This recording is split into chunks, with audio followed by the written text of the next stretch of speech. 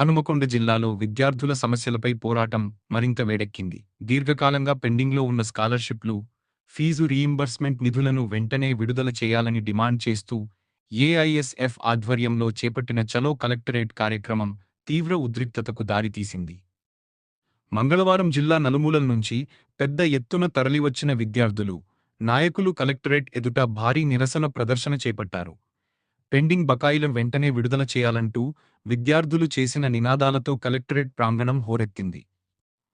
ప్రభుత్వం విద్యార్థుల భవిష్యత్తుతో చెలగాటమాడుతోందని, స్కాలర్షిప్లు అందక పేద విద్యార్థులు ఉన్నత విద్యకు దూరమయ్యే పరిస్థితి దాపురించిందని ఏఐఎస్ఎఫ్ నాయకులు ఆగ్రహం వ్యక్తం చేశారు.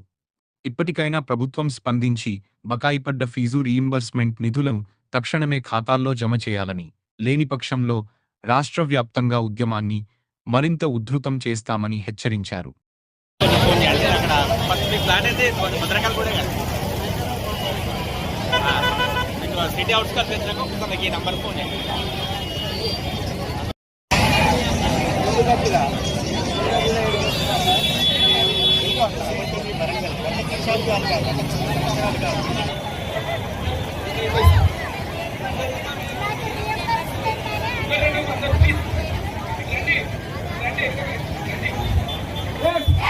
విడుదల చేయాలి పెండింగ్ లో ఉన్న రీయింబర్స్మెంట్ ఛార్జీస్ వెంటనే విడుదల చేయాలి. రీయింబర్స్మెంట్ పెండింగ్ లో ఉన్న రీయింబర్స్మెంట్ ఛార్జీస్ వెంటనే రద్దు చేయాలి. జీవో నెంబర్ 78 వెంటనే రద్దు చేయాలి. జీవో నెంబర్ 78 వెంటనే